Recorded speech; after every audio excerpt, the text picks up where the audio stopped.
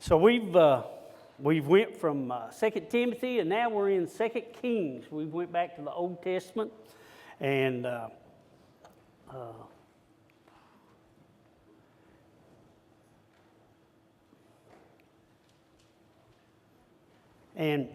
during this time frame in 2 Kings,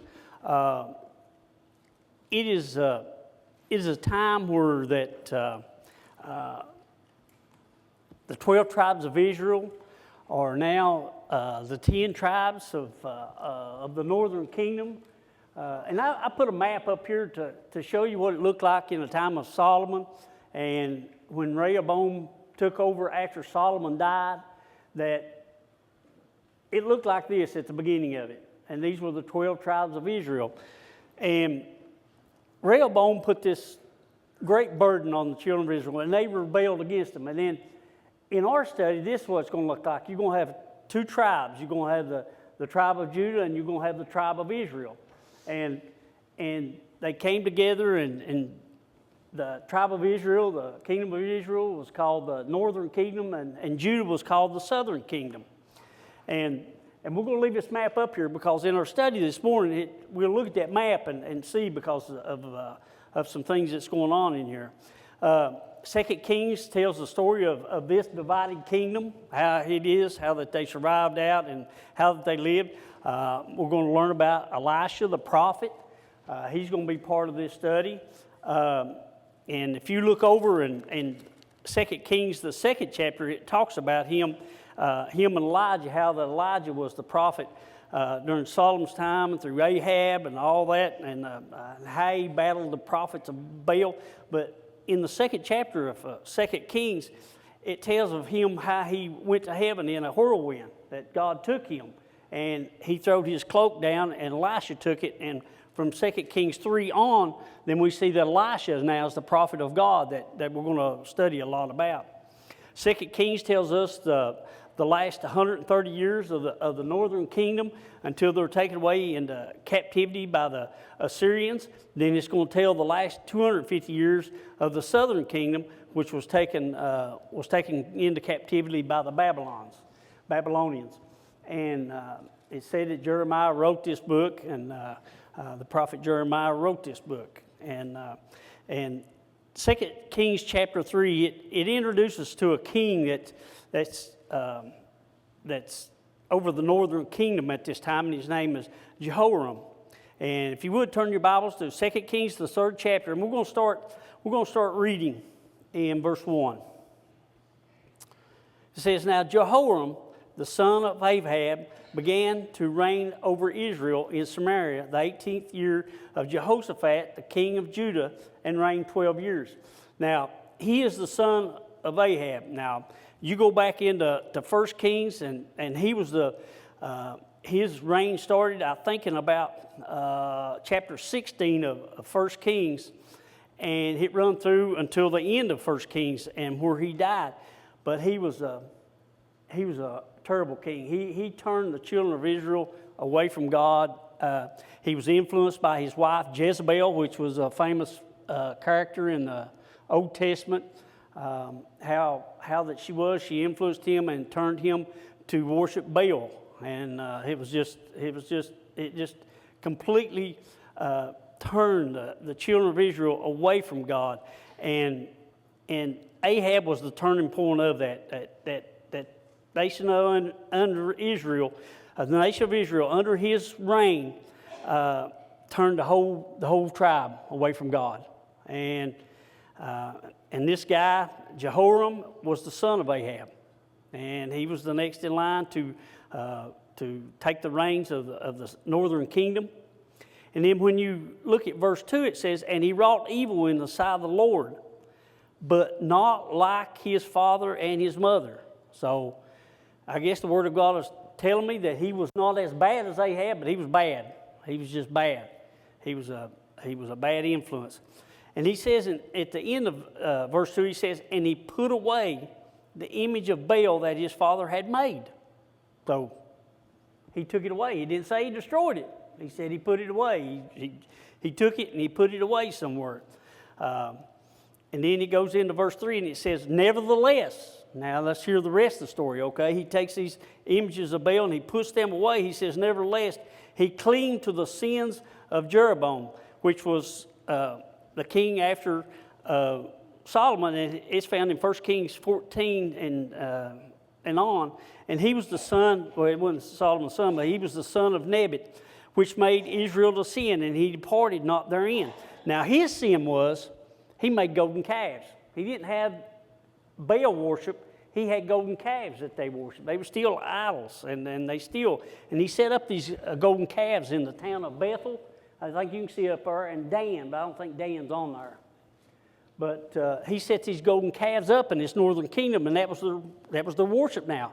He wasn't as bad as Ahab, but nevertheless, he clove to the sins of Jeroboam, and this Jeroboam, he was the one that started the rebellion, and he's the one that divided the kingdom. He's the one that caused all this, from the 12 tribes to what you have now, the northern and southern kingdoms.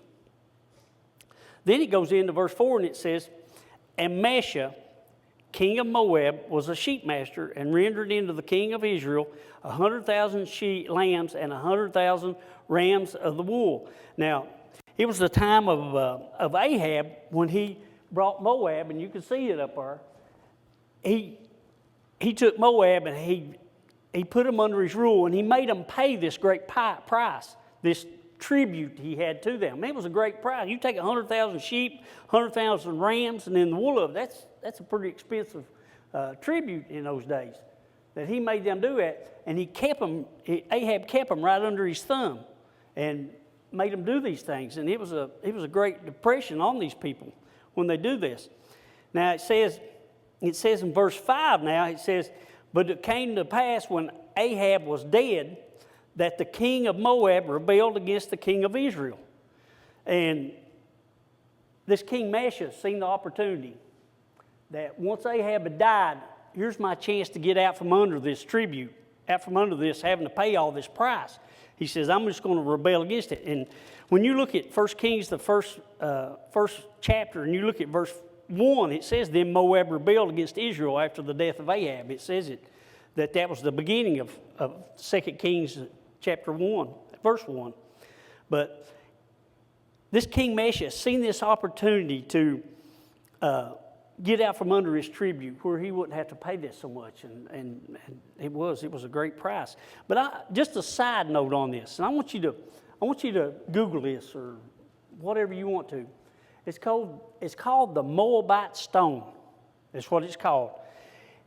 Archaeology dug up this big stone, and I looked at a picture of it, and it's written in Hebrew, and it tells this story that we're about to read. It backs this up. It backs this story up in the 3rd chapter. It's called the Moabite stone, and they also call it the Mesha steel stone. And it was discovered in 1868 in Daman, Jordan. That's where it was found at. And today, what it's called is Jordan.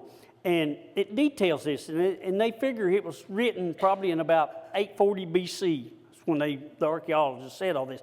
But I think it was a very interesting note on this, that is the only archaeologist find that talks about the country of Moab, talks about the Moab country, and how it confirms truth about the Bible.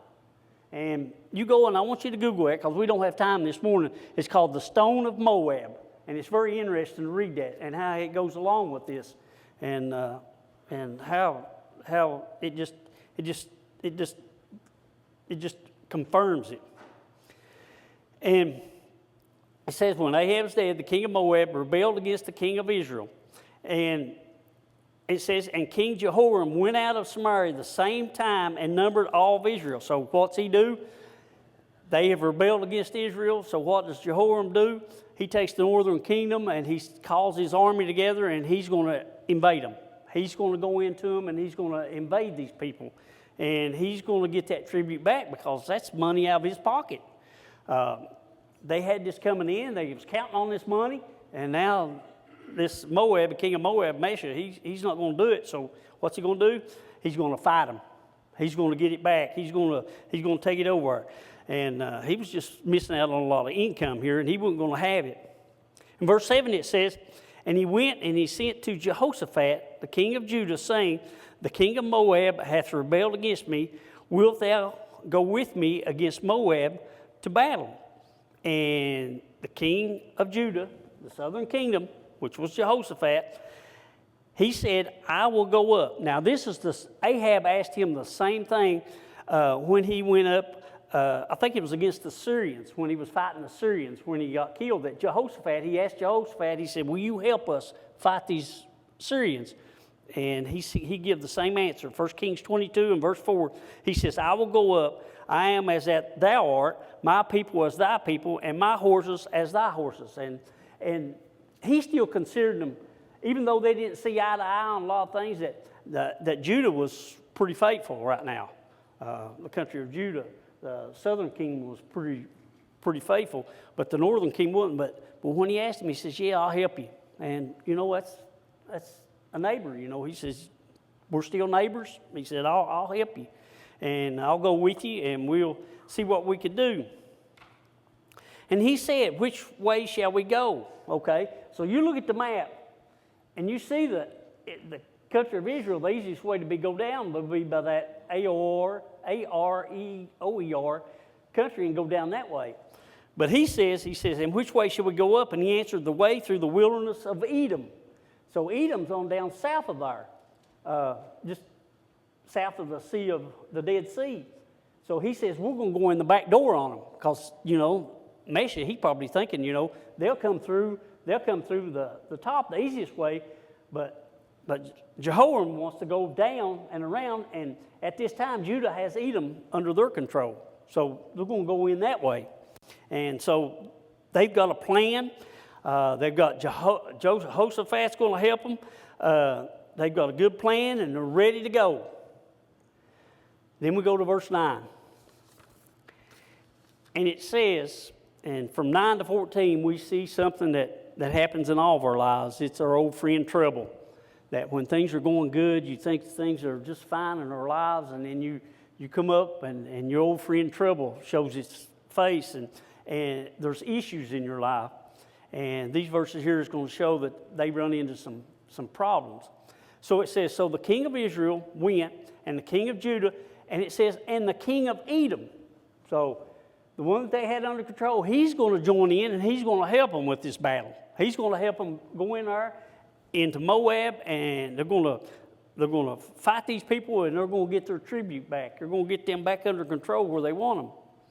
And it says, and they fetched a compass of 7 days' journey. So it's going to take 7 days, and there was no water for the host and for the cattle that followed them. So what they've done is they've went down by the sea, Dead Sea, and they went in that way, and they're going to go in that back door right around the Dead Sea and go up into Moab. But the only problem is, and what they didn't count on was, they're going to run into a wilderness where there's not going to be no water. There's not going to be nothing for them to drink, their cattle to drink, or anything that they got. And this is going to be a long trip. So they're in trouble.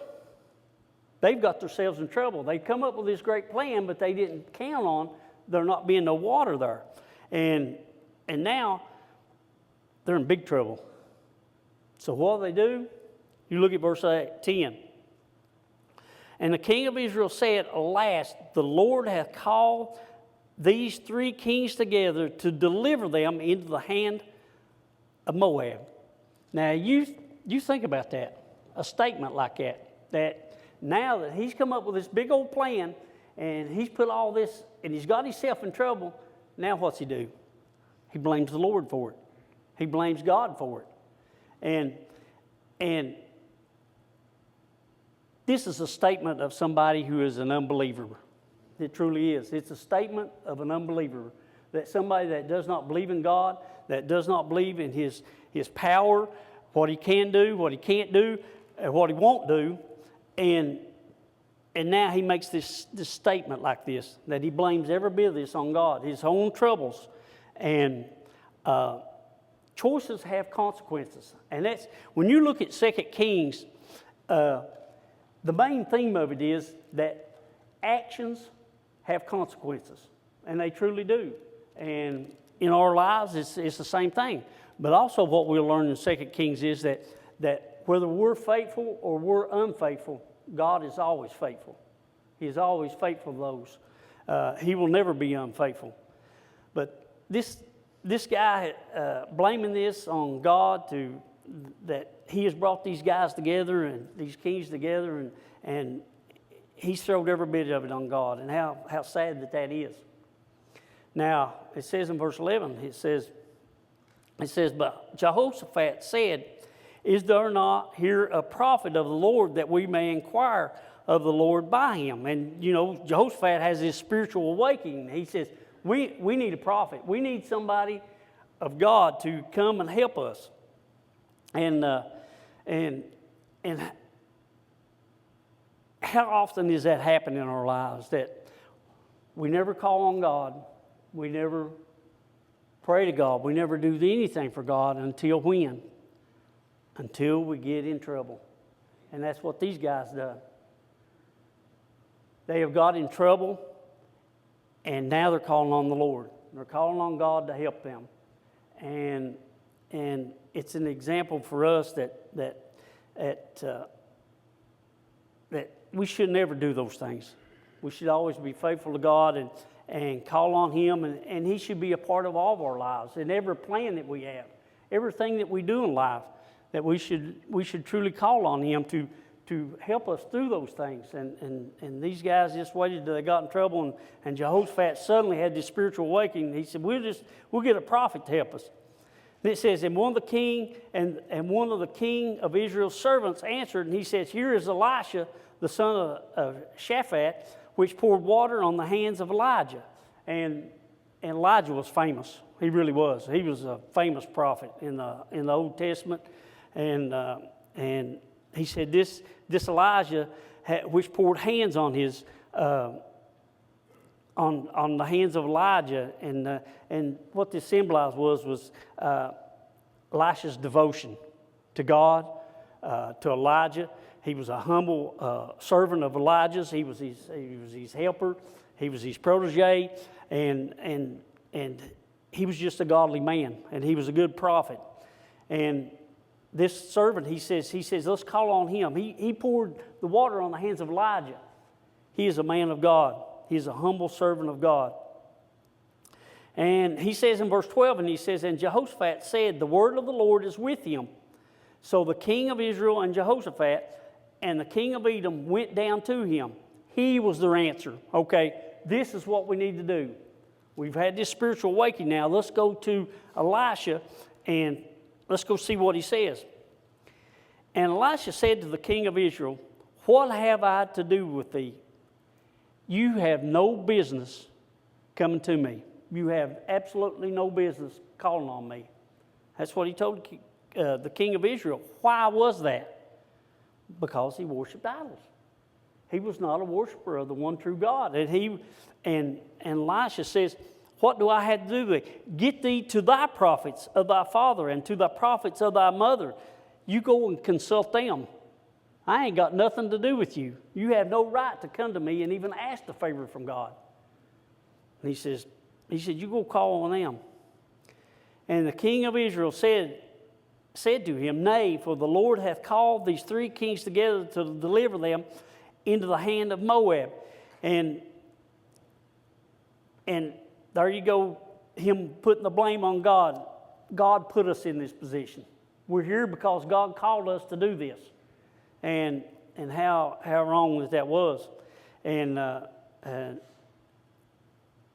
Elisha said in verse 14, and Elisha said, as the Lord of hosts liveth, before whom I stand, surely were it not that I regard the presence of Jehoshaphat, the king of Judah, I would not look towards thee, nor see thee. And the only reason that Elisha says that I'm going to help you is because of Jehoshaphat. Because he is a faithful king. He is one that worships God. I will help you. If he wasn't with you, I wouldn't even look at you. I wouldn't even do nothing for you. And what this, what Jehoram was going to do was, what Jehoram was trying to do was, he was trying to use God like a lucky rabbit's foot or a four-leaf clover or just a genie in a bottle. Like he could rub it and say, okay, this is my wish. I want you to do these things. And that's what he wanted to do. And that's not what God is. God is not our lucky rabbit's foot. He is not our genie in a bottle. He is not none of those things. He is not our good luck charm. He is the creator of the heavens and the earth, and we worship him and serve him. And he says that we are faithful unto him. His blessings will be upon us. That's his promises in the Bible. And this king of Israel, Jehoram, he had no business calling on God. And if it wasn't for his Jehoshaphat, he wouldn't even got a word out of Elisha. But he says in verse 15 now, and this is the prophecy, 15 through 19, that's the trouble. And then in verses 15 through 19 is the prophecy that Elisha tells him. Okay, this is what's going to happen. He says, if it wasn't for Jehoshaphat, wouldn't even look towards you. But let's see. He says, but now bring me a minstrel. A minstrel is a stringed instrument or a flute. And I tried to look this up and see exactly what it was. And it was 2 or 3 different things, but it was a musical instrument that he played. It talks about it in Matthew 9 and verse 23 when Jesus went to the ruler's daughter to raise her from the dead. There was minstrels there playing. It was like a funeral procession is what it was like. And Jesus went to him and said there's no need to do that. He was going to raise her from the dead.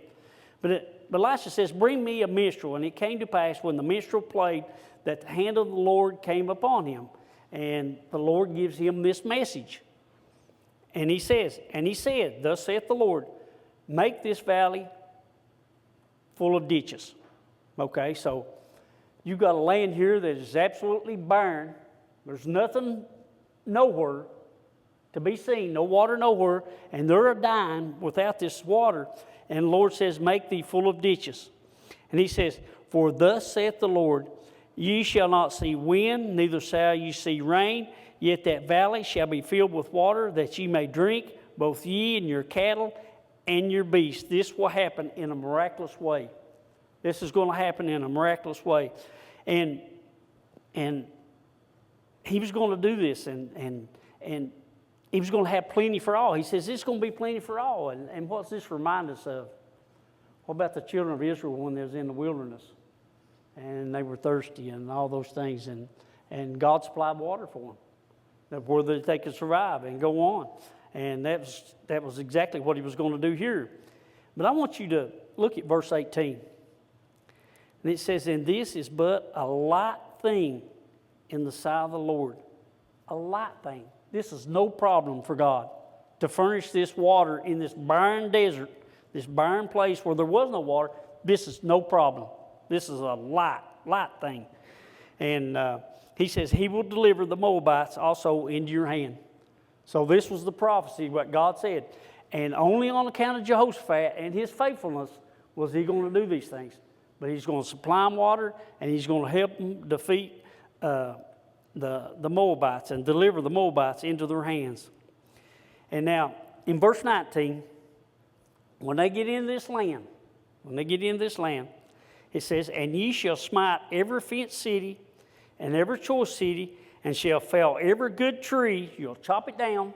You'll get rid of it, every good tree. Stop all the wells of water. You're going to stop them. They're not going to have no water. And mar every good piece of land with stones. Now, mar is damage or disfigure or destroy. I don't know what everybody else's Bible says about that. It's probably destroy or destroy. Ruin. That's one of the definitions I found for that. Ruin, destroy, disfigure, or something like that. But mar every good piece of land with stones. Now, I want everybody, just keep your finger there. I want you to turn to Deuteronomy, the 20th chapter. Deuteronomy, the 20th chapter.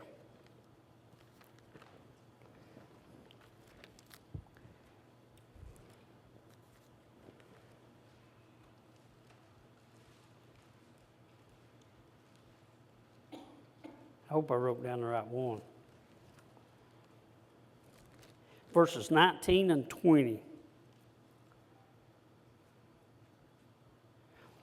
Yeah, this is when they was going to go into the promised land. This is when,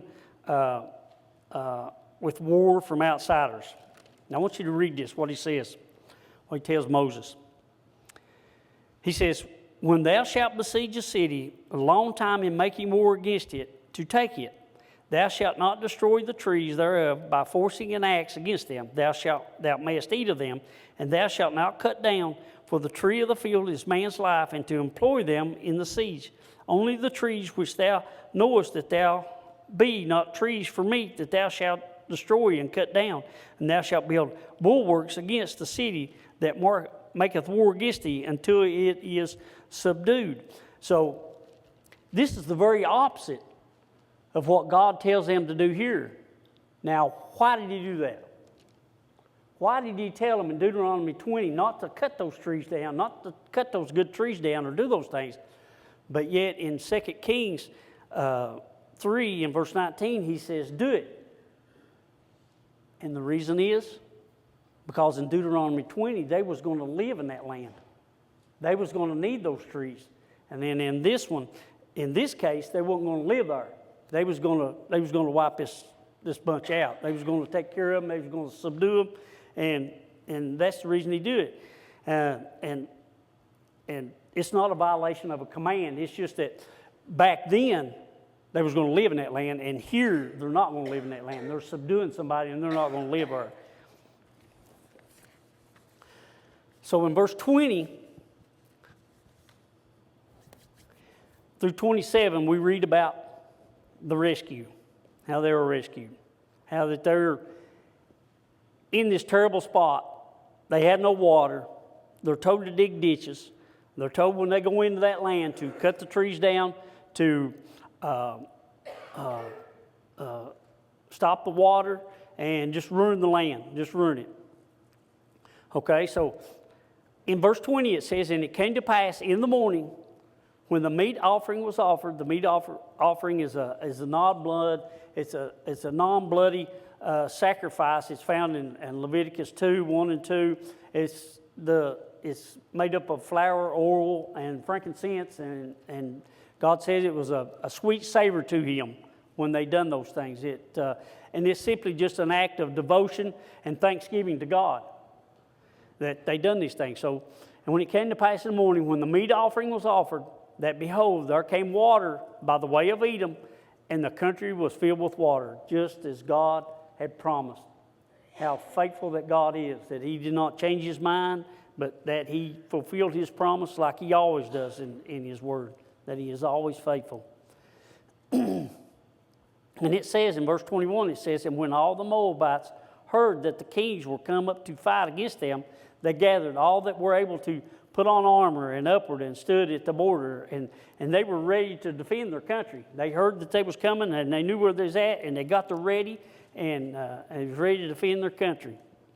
And it says, and they rose up early in the morning, and the sun shone upon the water, and the Moabites saw the water on the other side as red as blood. And I guess the sun was shining on it in some way, and they thought it looked like blood. Have you ever looked on water and it looked like it looks different than what it is, a different color or anything? And sometimes you can see that when you look at water, and evidently that's what it was.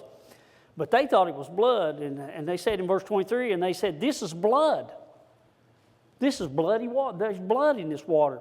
The kings are surely slain, and they have smitten one another. They just turned on one another, he says. And now, therefore, Moab to the spoil. And he's going, we got it made. They went and killed their own selves. They turned against each other and fit and killed each other. So what are we going to do? We're going to go and get the spoils. We'll just get everything that they got. They've already killed themselves. They've done all the work for us. And we'll just go and take it, all that they have. And verse 24 it says, and when they came to the camp of Israel, the Israelites rose up and smote the Moabites so that they fled before them. But they went forward, smiting the Moabites, even into their country. And just as God said he was going to give them into their hands, and when the Moabites seen this, they took off and they left. And in verse 25, you see that they start doing exactly what God told them to do. And they beat down the cities on every good piece of land, cast every man his stone and filled it. And they stopped all the wells of water. They felled all the good trees. Only in Kirhasheth. Now, that's up on there. You can see it down there in Moab. It's the only city that's listed in that. And it was kind of like a fort. It was kind of like, it had walls and stuff like Jericho. And it was a fortified city. It was the only one that they had that I could read and find out about. But anyway, it says, only in Kirhasheth left they the stones thereof. How about the slingers, these people who slung rocks? He says, went out and they smote it, and they made breaches in the wall. They had these, I guess, catapults or whatever you want to call it, and they tore down these walls, and they made a breach in it where that they could get in there to them. And they took this place over. And it says, and when the king of Moab saw that the battle was too sore for him, he took with him 700 men that drew swords to break through even into the king of Edom, but they could not. And they was helpless against God. When God was with them, they was helpless. The Moabites had no chance to beat them. And it was a great victory with God's help. Then we get to verse 27, the end of the chapter. And I want you all to think about this, what this says here, because I'm just going to read it. This Moabite king, he says, then he took his eldest son that should have reigned in his stead, and he offered him for a burnt offering upon the wall. So this Moab king, Mesha, he took his son who was going to take his place, and he sacrificed him and as a burnt offering upon the wall, whether it was to their gods or whatever it was. And it says, and there was great indignation against Israel. So the northern kingdom, the one who worshipped idols, there was great indignation against him, against Israel, and they departed from him and returned, and they retreated to their own land. Now, you tell me what that means. That's a tough one. It really is. Why did he do that? He took his eldest son, and it should have reigned in his stead, and he offered him for a burnt offering upon the wall. He just went ahead and done that. Now, once he does that, it says that there was great indignation against Israel. And they departed from him and returned to their own land. Now, I dug into this deep. I really did, because this is a tough verse. It really is. It's tough to understand, because their God helped them to win, but now that great indignation was against Israel. That great indignation was almost like a godly, like it was God who had indignation against Israel. So they had won the battle, and the way I took it was they won the battle. This Moab king must have sacrificed his son to their gods. And then once the battle was over with, God had the indignation against Israel and said, now it's over with, get back to your land. Just get back.